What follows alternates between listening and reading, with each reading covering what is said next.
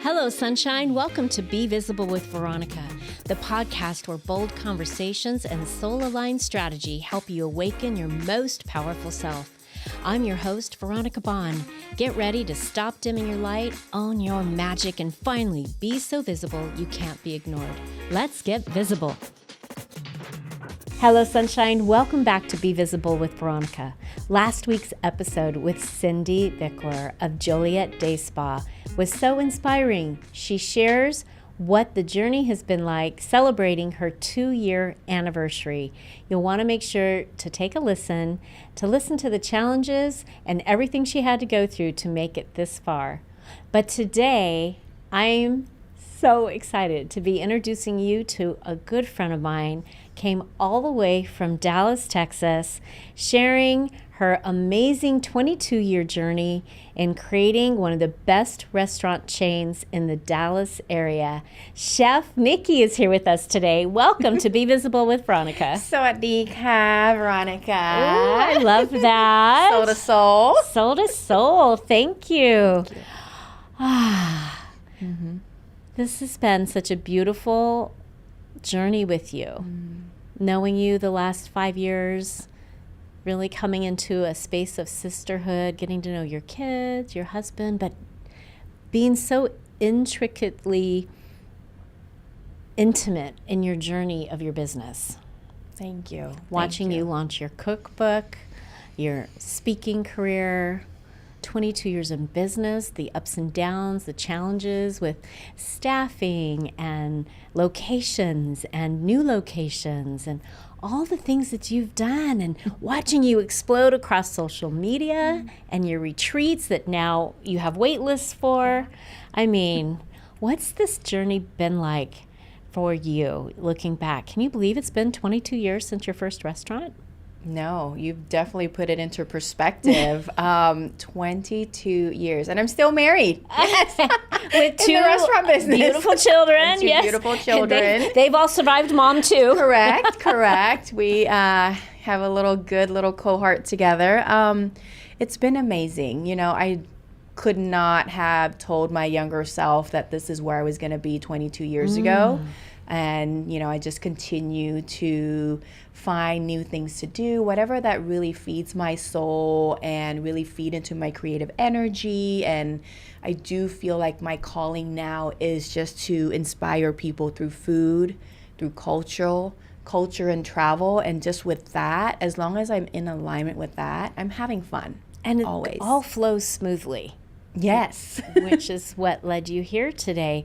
One of the things I've heard you say is building a relationship with food, not just putting it in your mouth, but appreciating the plate, thanking those who helped to put it there, from pulling it out of the garden or whoever was responsible to get it to the plate, but then looking at the colors and breathing in the scents. And my mouth is watering. I'm remembering. Like, what's for lunch? I'm remembering that episode where we talked about, or that moment when you were at my house when we talked about how food is an experience. And as women entrepreneurs, becoming very scheduled, I say, busy, others say, in their lives, and all the deliverables they're needing to do and all the commitments they're wanting to make, and how they want to take care of everybody who's saying yes to them, and then they don't take care of themselves, and they could skip breakfast, and then pretty soon it's crackers and cheese for lunch or whatever they can grab out of the refrigerator, and now it's dinner, and it's like, oh my gosh.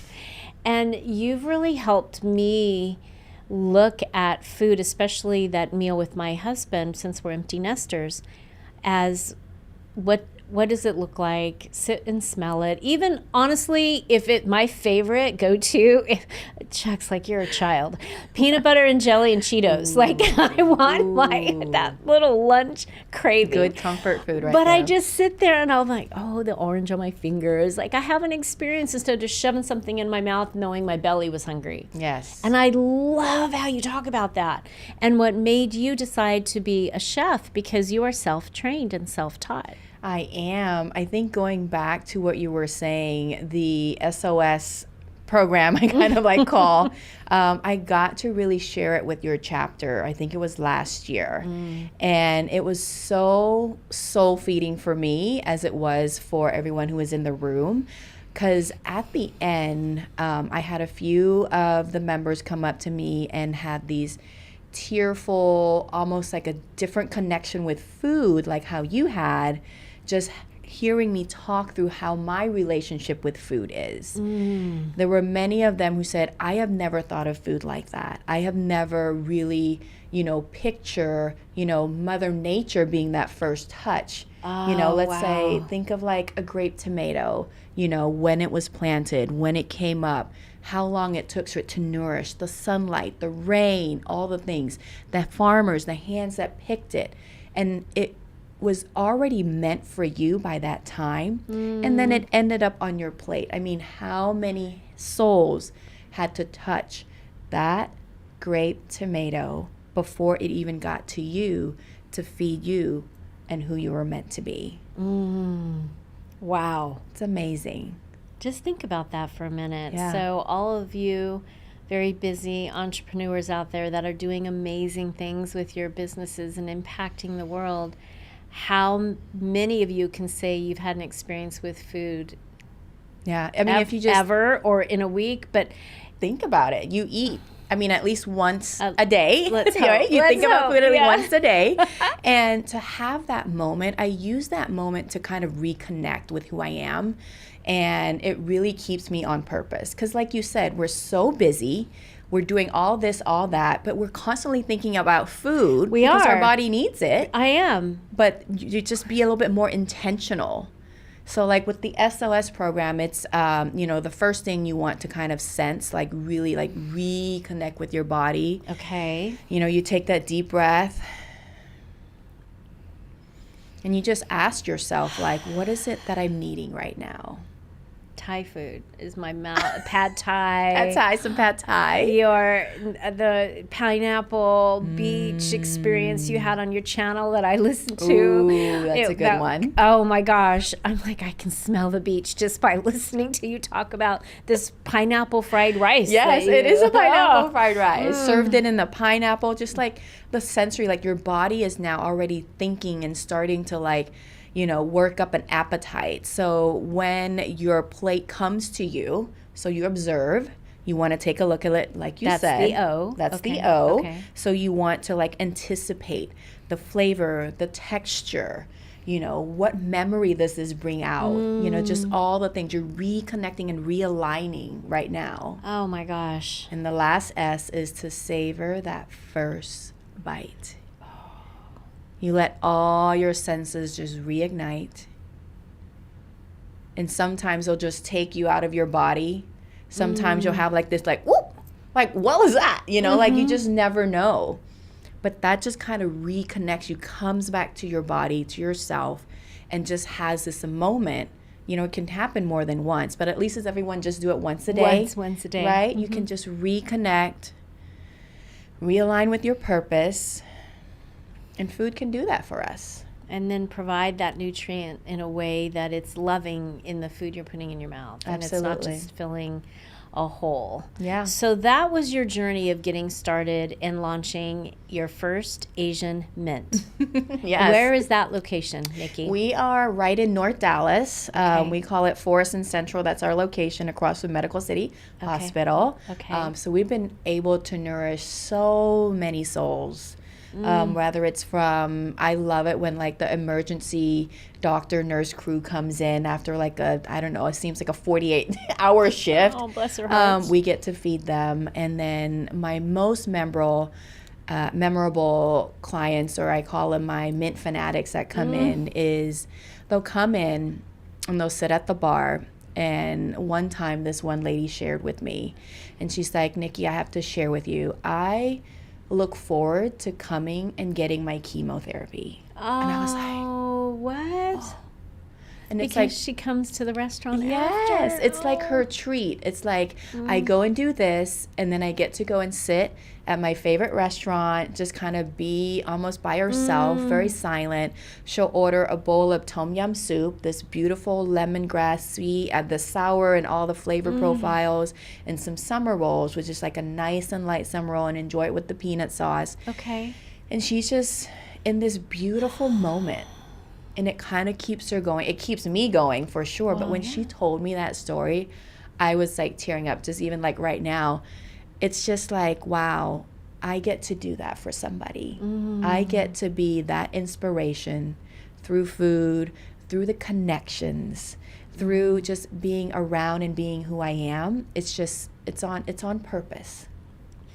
That's when you know you are living the life you're supposed to be living, is when it feeds you that way. And it's so much about how somebody's having an experience with you, even if they've never met you, through your cookbook, through your sauces that are now in grocery stores. Yes. So you went from this budding idea where you knew, did I hear it was like in your college dorm room? Like, at what point were you cooking that you knew that you could nurture souls this way? And then you and your husband one day waking up and going, we're launching like, tell us about that, because for the other entrepreneurs out there, this is a journey. It's a great story. Yeah. I mean, like you said, like I didn't know this is what it was going to happen to be. And it really started off as me trying to feed my own soul.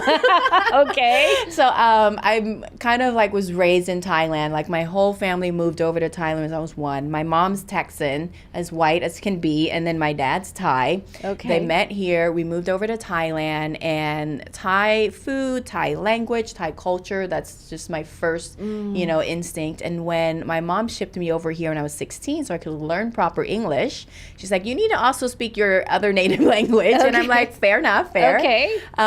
So yeah, I was always like missing my food. So I would like come back from Thailand. My whole suitcase is full of food items that I wasn't able to get in the local grocery stores now. And I would just be making something in the kitchen, and I was in a all-girl dorm, all-girl school. I would be feeding myself, and my friend would come over. They're like all from anywhere, like Mexico. They're from, China, Korea, like all the different countries. And they were like, what are you making? I'm like, here, have some. And just for me to be able to share that and watch them go like, oh my God, this is so good. Their first experience with like, instant ramen noodles, from Thailand. Just those things. It's just like, wow, I love this feeling. I love seeing people like light up. When they try something new. And, then we started having this culture moments where I'll take her to like Chinatown and we'll go try like, the pho noodles, going to dim sum. And it's just so fun just to like share my culture. And I get to also learn about them, because they'll tell me about, okay, this is similar, this is very different. And it's like just connects us in a different level, right? Love Culture this. And food and travel, like, it's just so fun. And then went off to college, how I met my husband. We met like karaoke night, I like to say. And you have karaoke at your restaurant. We do. We've done that a few times. So fun. In the Thai culture, karaoke is very big. And we were working at different restaurants, waiting tables. I don't know how we met. And then I think maybe we were dating for 2 years or so. I have to get back to you on that one. I'm like, wait, it's been too long. But yeah, we decided I was going to culinary school for fun. I wanted to learn how to use commercial kitchen equipment. Okay. I'm a pastry chef at heart. I love to bake. And then after a while, he was like, well, would you want to do this professionally? I love your chocolate flourless cake. That's why he married me, I found out later. Well, can we get that hooked up at the house later, please? Maybe. But just with that, we said, let's do this. Let's try something here. And if it doesn't work out, then we'll move to Thailand and figure out. Okay. Because originally we were going to go to Thailand. If it doesn't work out, then we'll figure something out. Look, let's just make it a one-way. And 22 years later, we're still doing what we do. Are. I love it. So when you knew you wanted to launch a restaurant, what came first, the restaurant concept or the name? The concept had to come together first. So we knew what Dallas was lacking at the time. Again, this was 22 years ago. Nobody knew what Thai food really was. There's a few Thai restaurants around town. Fair enough. And I'm from Bangkok, which is the capital, and it's very modern, very fusion. And I was like, I want to serve Bangkok style cuisine the way that I grew up enjoying in Dallas. Okay. Very clean, fresh flavors. Everything is fresh, minimal seasoning, coming out of that hot wok. You can see the vibrant broccoli and carrots and bell peppers and the noodles and the rice. I mean, it's got to really pop off that plate. Okay. And my concept is it's green and white.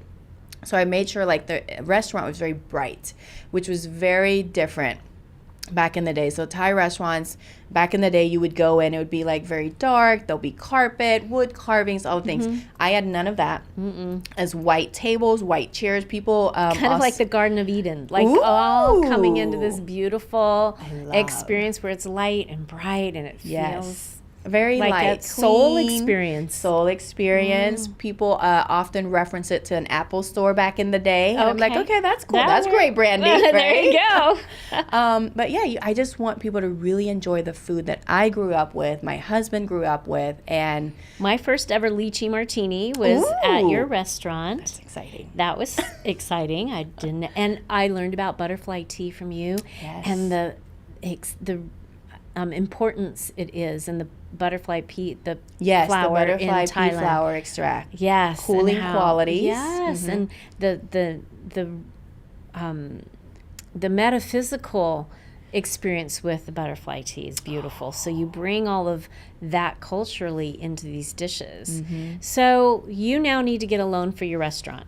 We tried. It did not happen. Okay, so then what do? I decided to, back in the day when you like finish school, they'll start sending you these credit cards, like 0% credit card, take a loan, pay back in 6 months for 25%, and I'm like, okay, I can't get a loan. Being, never had a restaurant, never had a business. I think I was 27 at the time. Female, all the things.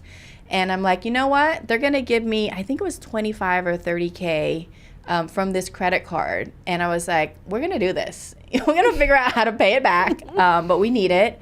But yeah, we bootstrapped that thing. I learned how to like run electrical. I learned how to run plumbing, gas lines. Pretty much almost I feel like I slept in the restaurant for a couple of times. We had to, once we signed the lease, we need to open ASAP so that, we can start generating an income.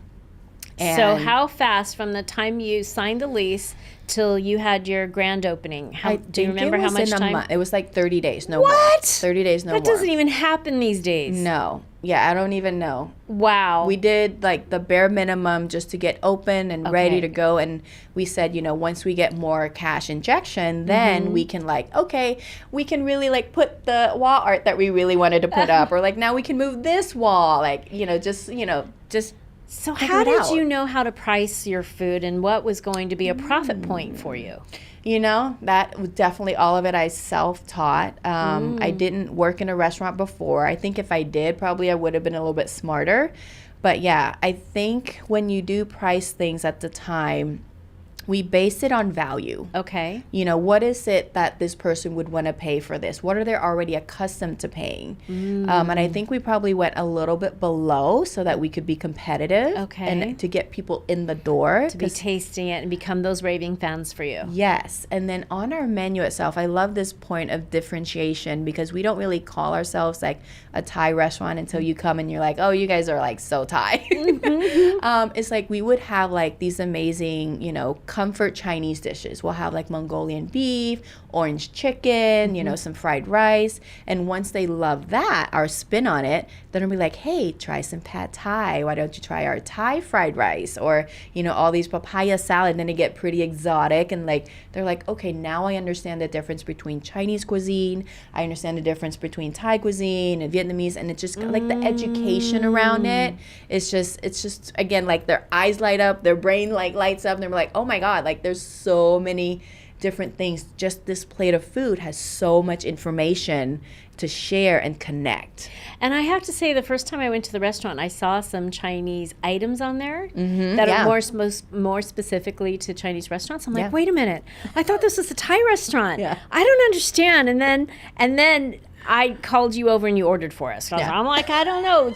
I want the Thai food. I don't want the Chinese food. I want to experience Chef Nikky's take on all the things. And we get that all the time. Like, even like, what I love is when people come in, like they are like raving fans. And they'll be like, oh, I was able to bring in my dad, who's normally a meat and potatoes guy. And I know you guys have like, you know, the beef broccoli dish or something like that, the Mongolian beef. And like, you know, he tried that, we got him in. Or like you had like fried chicken wings, you have orange chicken.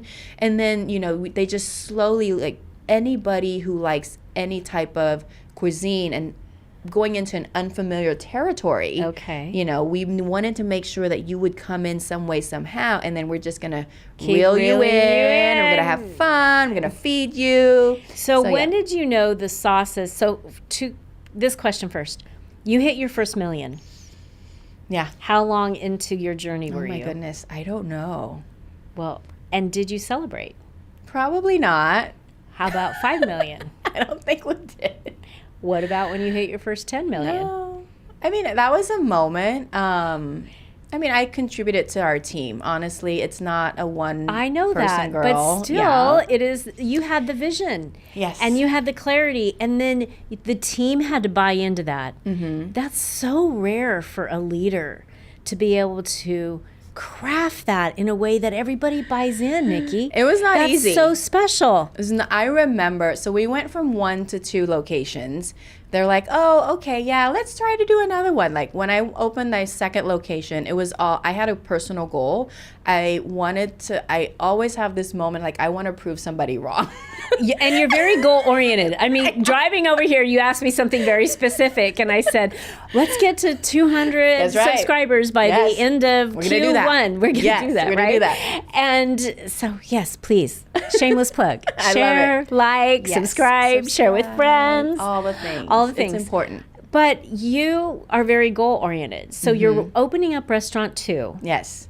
I did that because I wanted to prove the other people who were saying you can't run 2 restaurants and have a life, or even 1 restaurant to have a life, right? And I'm like, okay, I want to take all my learnings from my first location, put it into number 2 where I don't have to be there, because it needs to run without me, right? Because I can't be at 2 places at the same time. Funny enough, I got pregnant. So I'm like, I definitely can't be at either places at the same time for a while. And that really put everything in perspective. And I'm like, okay, I need to learn how to put systems in place. Like, everything I did was just like, let's just figure out as we go. I mean, you know, super entrepreneur in a way. This is kind of what we all do until somebody says, well, how are you going to scale that? Yep, scale, and sustain it? Or how does it not become about you? Or if you have a succession plan and you're looking to sell your business and you're 95% of it, nobody's going to buy you. Yeah. So now you're ready to put concept on paper and create a plan. Yes. And we did that. We did that in number 2. Going from 2 to 3, like when you were saying leading a team, it was so funny. I remember this like yesterday, because it was like, for me, it was like, duh, like, okay, we did 2, it's great. Let's do 3, let's do 4. And I literally brought my team into the room and was like, hey guys, let's open our 3rd location. Everyone's like, why? Like, we're so good, we're so happy. Like, why do we need to? I had to convince them that they could do it, because they didn't have the belief in themselves that they could do it. Now, was there anybody, did you ever make it part of the strategy around, here's my vision, here's what we're doing, and I need to know if you're buying in? Because if you're not, correct, then thank you for being here, but I need to like bless and release you in order to find the person, because not every position needs that belief. True. There are those who need to be able to go, I want to be part of that dream. I can see it, I can execute it, because I'm the visionary, right? So I need a team of people who are, bless my heart, their heart is, you know, they make it happen. Like, I come up with these creative, crazy ideas, and I'll be like, yes, we can do that. No, we're going to hold off on that. You know, all the things. They put me in like a little box to say, okay, this, we're going to pause. This is more important, which is so much fun. I love my team. It's the only way I would do anything. But yeah, when we went to 3, the goal was to just be able to, I think the most important thing is when we did 3, my team came up to me and it's like, oh, when are we doing 4? Oh, wow. So, and to me, that was like, oh my gosh. Oh, we're going to the next level. And now you're 5. We are at 5, yes. Wow. Looking at 6. Amazing. Any plans to expand outside the Texas, Dallas area? Never say never. Never say never. That is my motto. You just never know. So I let, the energy come. I'll talk if the right person comes in and it just feels right, then I'm in. So tell us about when you launched the grocery store with your sauces. When did you know you had something special there and it was time to bottle it and have a product that people could purchase? Such a good question. I listen to my mint fanatics a lot. Okay. I will mint fanatics. Mint so fanatics for Asian mint, my fans. Okay, got it. All right. And I have been doing cooking classes probably maybe since year 1 or year 2 that we opened. Okay. Because people would come up to me and say, Thai food is so hard to make. I can't do it. I'm like, no, it's not. Let me show you. And I would have these classes. And then a lot of times they'd be like, I don't have an Asian grocery store around the corner. Okay. It might be a little bit hard for me to get some of these sauces. Can you just make some for me? And I'm like, okay, that makes sense. Okay. So I created the sauce line, and this sauce line is the sauce line we already use in our restaurant to be able to create consistency. Oh. And all we had to figure out was how do we bottle it? How do we produce it that way?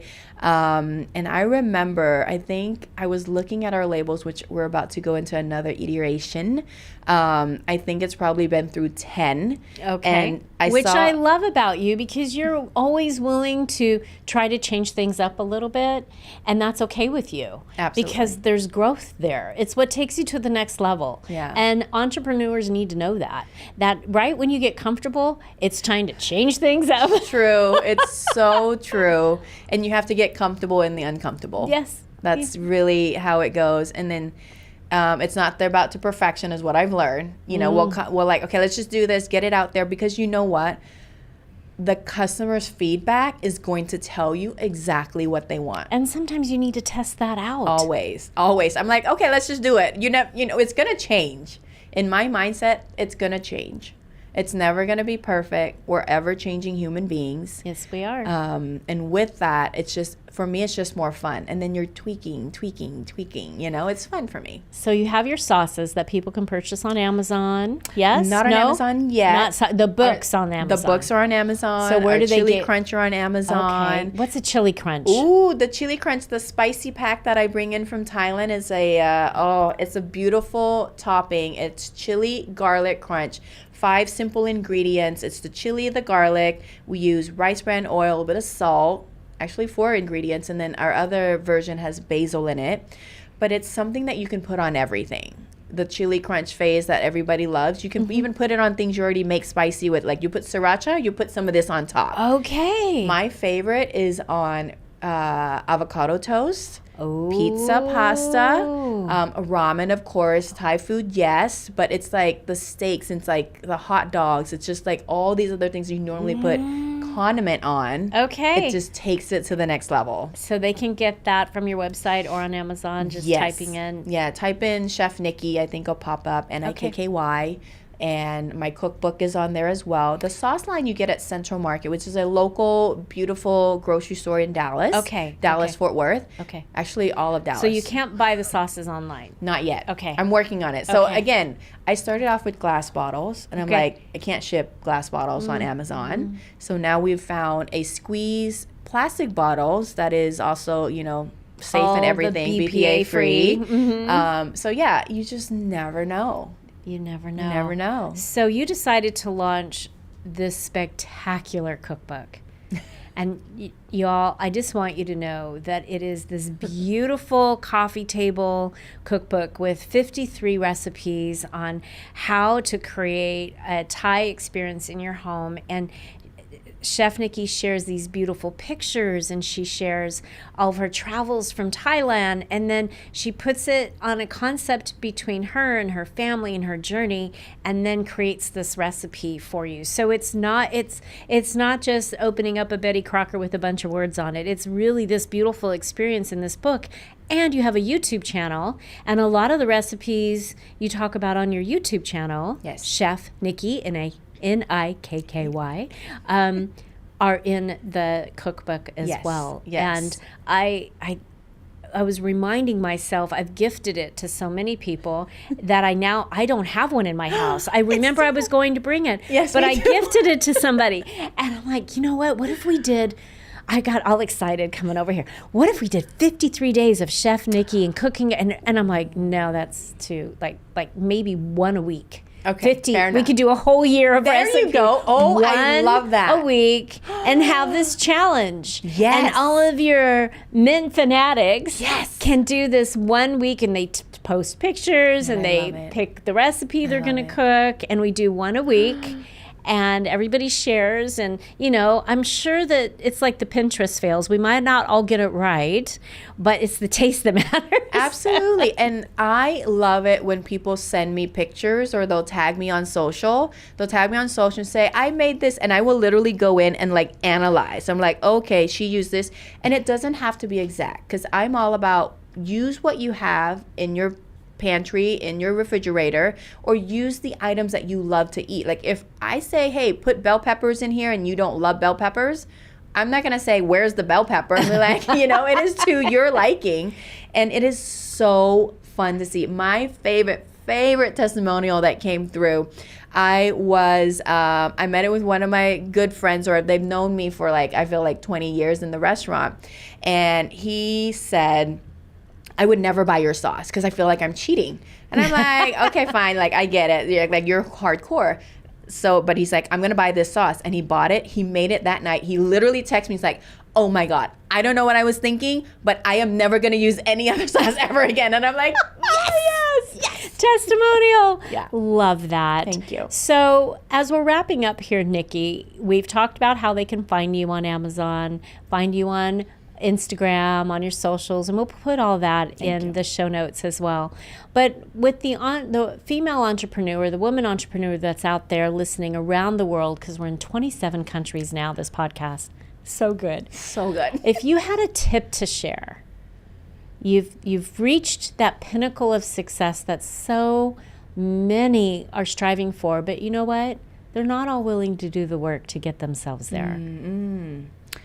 What That's would a hard you one. share You with them? got to do the work. But I think if you are following your soul's calling, and you really listen to your gut, you got to feed your gut well. And if you're really listening to your gut, and your gut is saying, you need to do this, you need to try, and you'll get a brick hit by your head harder and harder every time if you're not following your soul's purpose. But you just have to really realign, reconnect, and listen, and go for it.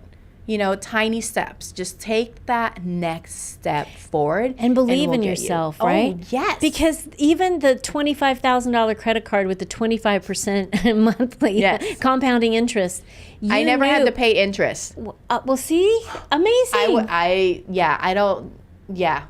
So there That's you how go. I was on purpose. I was listening to my gut, and I was just following through. You just got to do it. And the other thing that you mentioned that I think is powerful is team. Oh, yes. And your relationship with your husband through it all. You had this foundational support with that too. So you've grown through that. But you found the team that you were able to share your vision with. And they might not have all been the first great people in the beginning. You might have had to go through, and that's a whole nother podcast. But going through different people to get the team you have now. So you might not always knock that one out of the park, but you always believed in yourself. You always knew you could count on you for the win. Love it. I agree. I receive. I'm learning that, receiving. And for sure, I think people come to you at different stages in your life for a reason, and just make sure you learn the lessons. And a lot of times it's always not a one way. I feel like the people who come to me, I'm also I feel obligated to feed their soul and make them grow in who they're meant to be. And again, like not everyone comes and stays with you for 20 years. I do have a lot of those, but at the same time, there are people who come and they'll learn a lesson, and sometimes they go and they'll come back and they'll be like, I learned this from you. And it was like just like being that mentor, that femtor that you just kind of like, oh, I had a part in their life journey. I love To this. me, that is on purpose. And I also know you work on yourself. You do a lot of personal development. You invest in masterminds. You invest in business coaches. I mean, there's other things you're doing to level up where you're at. You don't do it alone. But that's also part of Nikky's team. Absolutely. Yeah. Absolutely. I think I've learned that one of my personal value is personal growth. And I love being around people just like you, who is all about, you know, how can I do better? How can I be better? How can I tweak this and tweak that? And we just have more fun. We have more fun. I love that. So if you loved this episode, which how can you not? Please hit that like button and subscribe and drop a comment. I know that my guests actually answer the comments on the podcast. I did. So yes, you did. So share what your favorite part was, or what you want to learn more about, or if you found some inspiration here, please let us know, and continue to support Be Visible with Veronica. And we will see you next week. Bye for now. Thanks for tuning in to Be Visible with Veronica. If today's episode sparked something in you, share it, tag me, and pass it on. Your presence has power, and the world is better when you let it be seen. Don't forget to subscribe, leave a review, and keep showing up as the unstoppable force you were born to be. I'll see you next time.